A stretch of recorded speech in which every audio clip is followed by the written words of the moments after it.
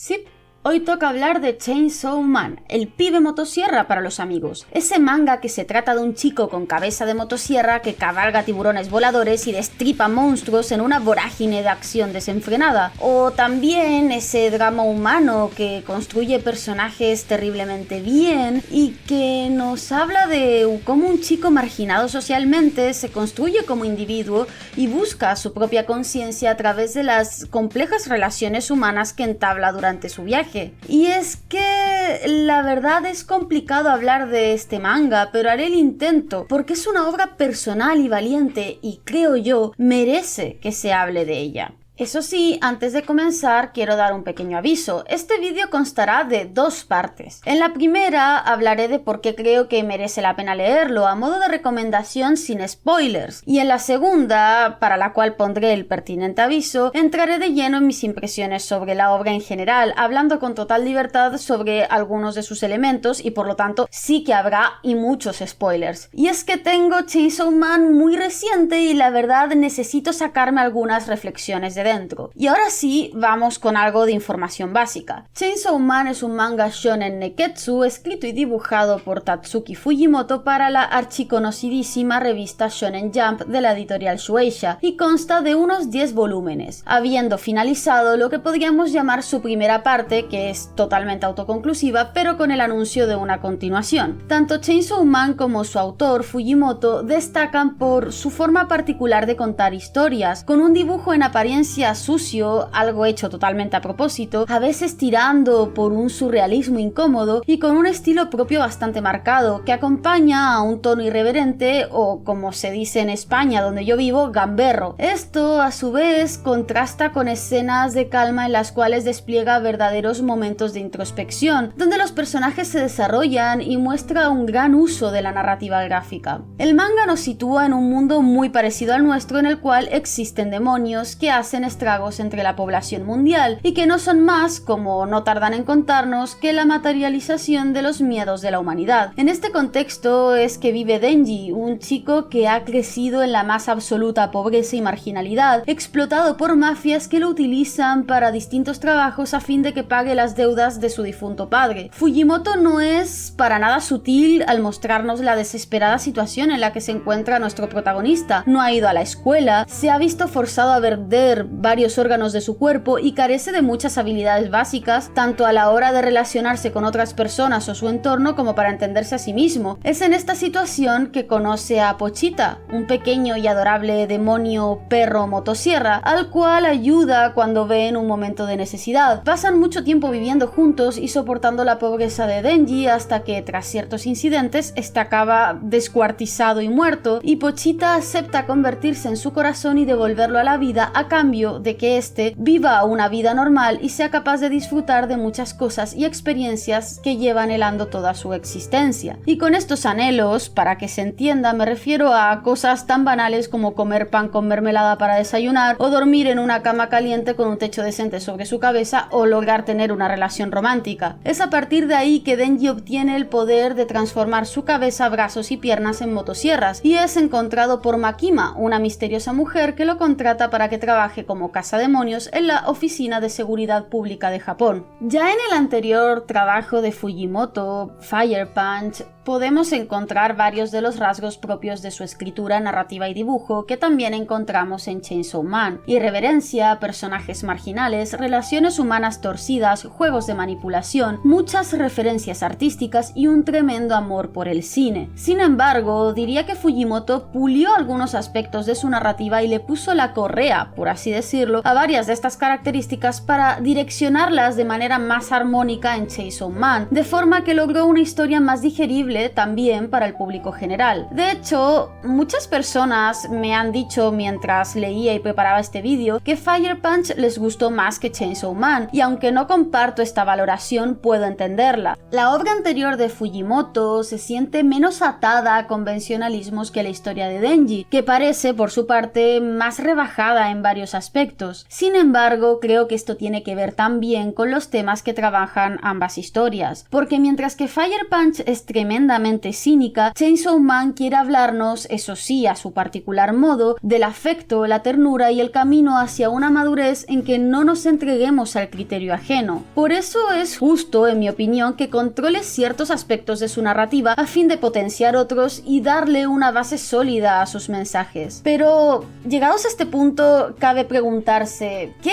es lo que hace especial a este manga? Porque ciertamente, si atendemos a su premisa, nos encontramos con una historia que no es precisamente innovadora, y tal como va la cosa, podría cometerse el error de pensar que lo único que hace destacar a Chainsaw Man es el manejo visceral de la acción, llegando a ser muy gore, y el cómo se aproxima a cosas como la sexualidad de sus personajes. Y sí, en cierta forma lo es innegable que ambos elementos son no solo distintivos dentro de la obra de Fujimoto, sino que parte importante de esta, pero como decía al inicio del vídeo, es una obra que habla de mucho más que esto. Nos propone una serie de tropos que ya conocemos, como el protagonista que empieza siendo un don nadie, o sus dos amigos, el emo vengador y la chica con carácter, y no dejamos de tener una historia como muchísimas otras que existen sobre demonios y cazadores de demonios, pero a la vez es que Chainsaw Man parodia estos tropos, o si no, instala diálogos interesantes alrededor de estos y no deja de reflexionar a partir de ahí. Por ejemplo, tenemos todo el asunto de los sueños, que es algo tipiquísimo dentro de los shonen neketsu, los famosos objetivos de la vida de los personajes. Y es que entre tantas historias de este tipo donde tenemos protagonistas con sueños trascendentes o motivaciones profundas, incluso si son ingenuas, Chainsaw Man nos pone un personaje como Denji, un protagonista que no sabe hilvanar sus ideas ni muchísimo menos sus emociones con palabras y que aspira a cosas tan mundanas que llegan a ser ridículas. Y sin embargo, sobre todo al inicio de la historia, él se toma estos sueños con muchísima seriedad, porque para él son cosas verdaderamente valiosas e importantes a las que nunca tuvo acceso. Por eso resulta muy interesante también ver el vacío que siente cuando las consigue y se da cuenta de que quizás no eran para tanto. ¿Y qué hacer cuando ya se tiene todo a lo que se aspiraba? ¿Qué hacer consigo mismo, con las personas a su alrededor y con todos estos sentimientos confusos y complejos que comienzan a aflorar a medida que va conociendo a otros y a sí mismo? Todo este tipo de reflexiones y el difícil camino de llegar a construir un criterio propio y ser capaz de poner en valor los sentimientos ajenos y propios y las diferentes lazos que se forjan entre las personas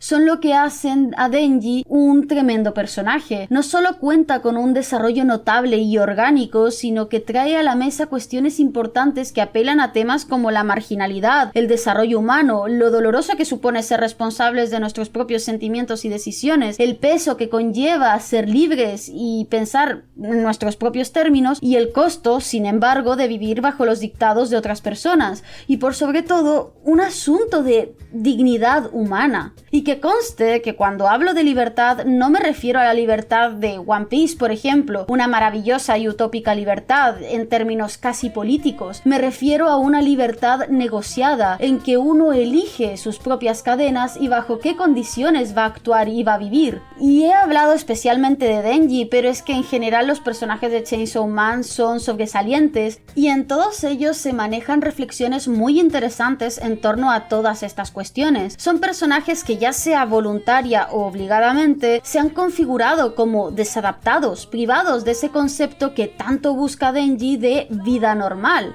Que además cabe preguntarse, ¿qué es realmente una vida normal y en qué consiste? Aquí, por ejemplo, es un personaje que se perfila de forma trágica y es doloroso como vemos que constantemente ha tenido la oportunidad de escapar de ese destino que se ha autoimpuesto y aún así elige constantemente su propia prisión, porque ya ha perdido tanto y ha entregado tanto por su causa que no siente que valga la pena intentar llevar otro tipo de vida. Del mismo modo, Power ha estado sola desde que nació y por eso se escuda en la arrogancia y las mentiras cuando realmente lo que tiene es una profunda necesidad de recibir atención y afecto, de que la miren y sepan que está ahí. Y luego está Makima. Makima es un grandísimo personaje, ambigua, seductora, manipuladora y siempre un paso por delante de todo el resto de personajes y del propio lector. Resulta tan atrayente como intimidante. No quiero hablar demasiado de ella porque entrar en detalles implica implicaría hacer spoilers y me gustaría que descubran sobre este personaje y su naturaleza leyendo el manga, pero entiendo perfectamente el revuelo que ha causado en redes sociales, porque es sin duda uno de esos personajes que deja huella en el lector. Y todos estos temas Fujimoto los trata a través de una narrativa visual muy certera, en la cual los diálogos de los personajes no son tan importantes como lo que expresan desde su contexto o su lenguaje corporal. Por ejemplo, y sin hacer spoilers, en una escena muy al inicio en la que Denji acaba en una cama de hospital, Aki lo va a ver para proponerle tener un trato cordial entre ambos, ya que al inicio no se llevan demasiado bien. Su diálogo es frío, dejando entender que Denji no le cae bien, pero que está dispuesto a trabajar con él mientras se comporte. Pero mientras dice esto, está pelando y cortando una manzana para Denji, que está convaleciente en la cama, en un gesto que excede muchísimo la supuesta cordialidad formal que exhiben sus palabras. Y es más así porque está cortando las manzanas con forma de conejito, lo cual es un gesto de cariño, cercanía y hasta ternura hacia el enfermo. Con este tipo de escenas, Fujimoto caracteriza a sus personajes dotándolos de varias capas, en las cuales lo que expresan en palabras y lo que nosotros como lectores percibimos de ellos puede ser totalmente diferente. Por ejemplo, el mismo Aki es un tipo serio e inexpresivo, centrado en su objetivo y que no es dado a las muestras de afecto o compasión, pero gracias a gestos como este que he descrito antes, sabemos que por otro lado tiene una naturaleza protectora y que es proclive a apadrinar de alguna forma a las personas que están a su cargo, con una tendencia muy clara a cuidar de otros. Y ambas facetas coexisten en el mismo personaje. Esto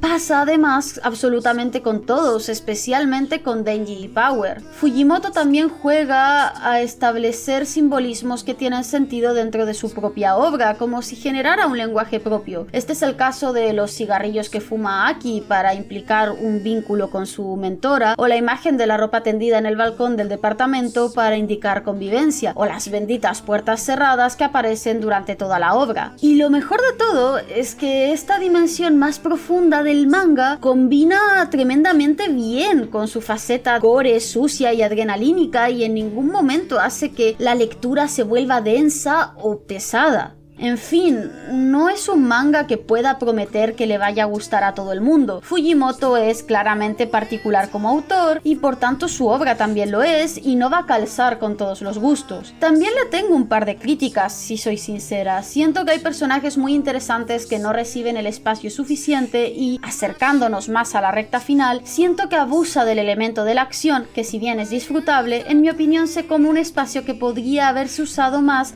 en la introspección de los personajes, que es, a mi gusto, el punto verdaderamente brillante y sobresaliente de Chainsaw Man. Porque sí, disfruto de la violencia desmedida de Denji destripando monstruos, pero si echo la vista hacia atrás y reviso todo lo que he leído hasta el final del manga, todos mis momentos preferidos fueron esos que se dan el tiempo de explorar a los personajes. Y la verdad es que sentí que ese balance entre ambas cosas, reflexión, introspección y acción, que hubo durante toda la obra, se quebró un poco al final.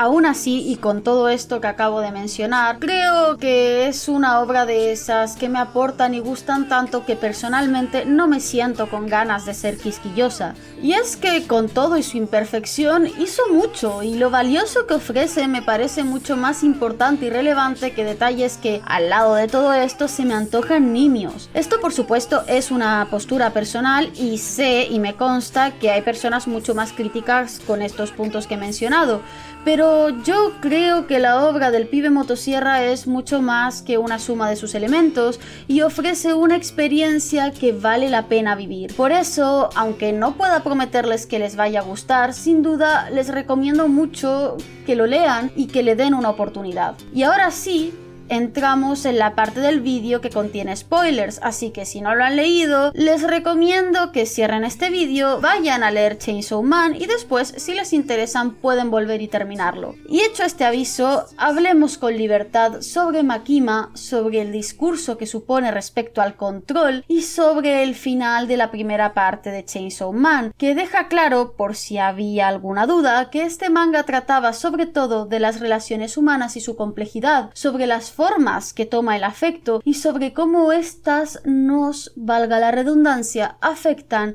y construyen como individuos. Quiero hablar en concreto del tema del abrazo, un símbolo que atraviesa toda la obra y que me parece muy importante. El abrazo es un signo de cariño muy universal, expresa la necesidad de contacto, proporciona calor y seguridad y es extensivo a todas las formas del cariño. Es propio tanto de los amantes como de los hermanos, los amigos, padres e hijos o cualquier tipo de relación afectiva. Es algo primario, la necesidad de estar en contacto con aquella persona que queremos, hacerle sentir que estamos ahí y sentir que está ahí. Tiene un trasfondo de protección y contención y también de compartir espacio y sensaciones. Nos abrazamos cuando tenemos frío para buscar el calor del otro, cuando estamos tristes buscando consuelo, si tenemos miedo para sentir seguridad y si estamos felices para compartir esa alegría. Y es por esto que Chainsaw Man abre con Denji expresando, entre todas las cosas superficiales que dice, un deseo muy tímido y muy sentido, dormir abrazado con alguien. Esto es afecto, contacto y cariño de forma general. Desea recibir por una vez calor humano, tener una vida plena con sus necesidades básicas satisfechas y el amor de un semejante en una relación, la cual identifica con el noviazgo, de cuidar y de ser cuidado. Esto también tiene que ver con que, como el mismo Fujimoto expresó en un momento dado, Denji está falto de una figura materna. Sabemos muy poco de su padre y lo que llegamos a saber no es para nada agradable, pero su madre es sencillamente una ausencia y de ahí esta fijación, de hecho, con las figuras femeninas que aparecen en la historia. Y hay que entender que él expresa esto como puede hacerlo, con las herramientas que tiene. Esa es la manera en que puede verbalizar esa necesidad que siente. Y es normal, porque recuerdo, la situación de Denji no es solo de pobreza, es de una marginalidad extrema. ¿Cómo va a tener una comprensión profunda de sus propias emociones, sentimientos y anhelos si no tuvo cuidados cuando niño ni relaciones sanas que le enseñaran a entenderse a sí mismo y a los otros? Por eso es que sigue a Makima,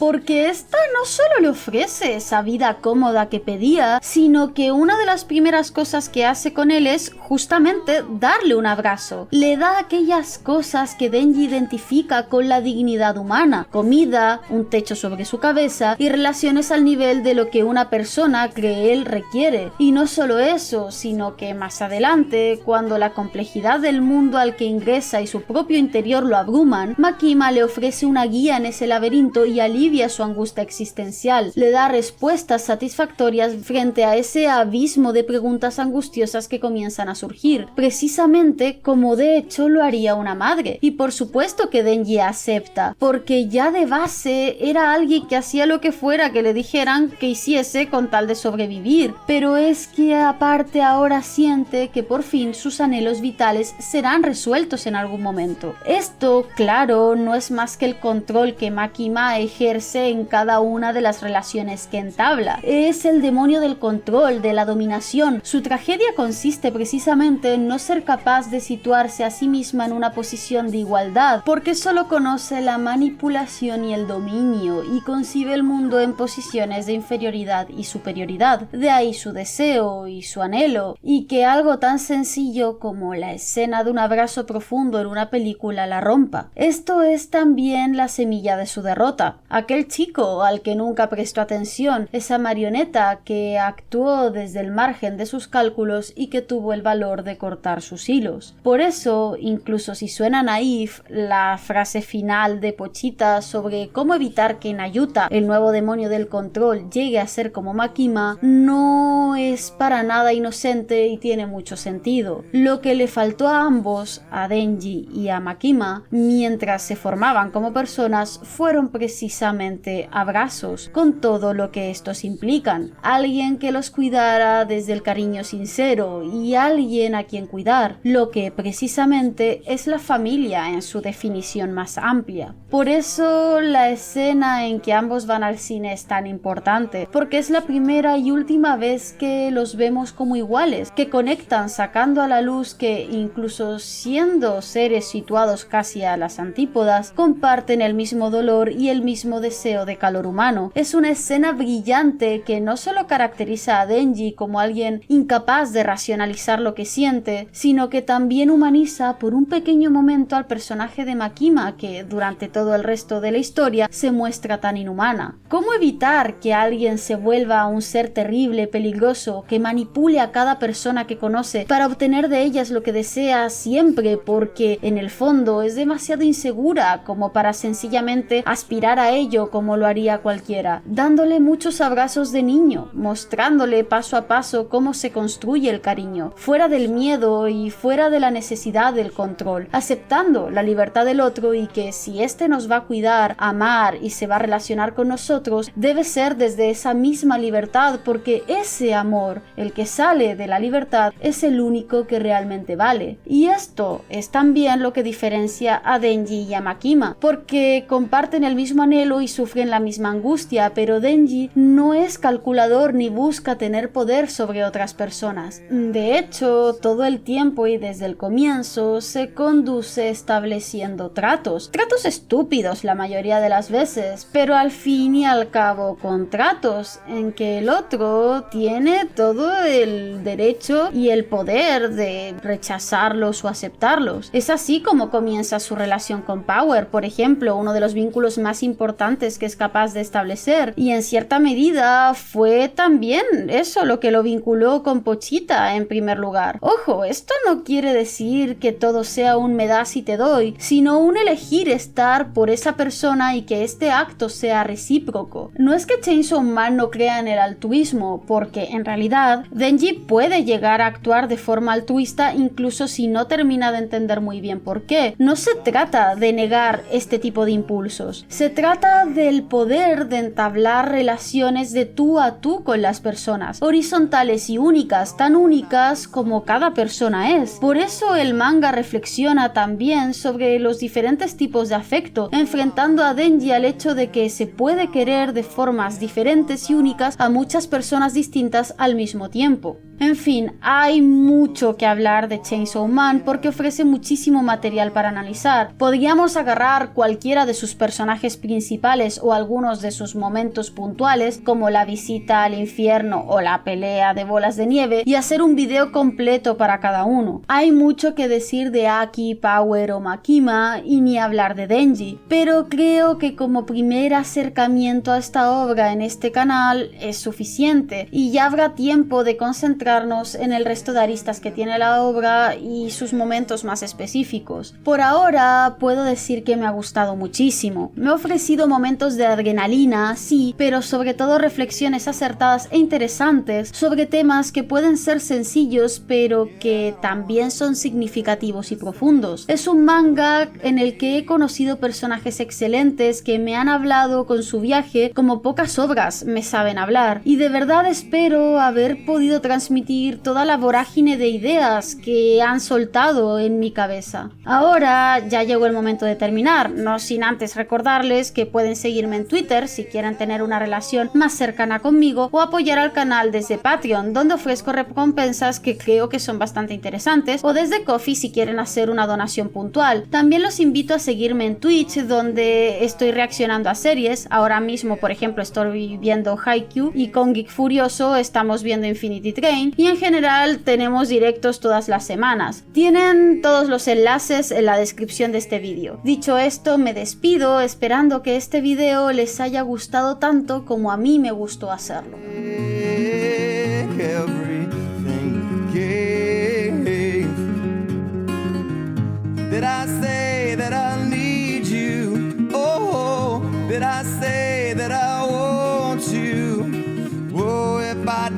I'm a fool, you see. No one knows this more than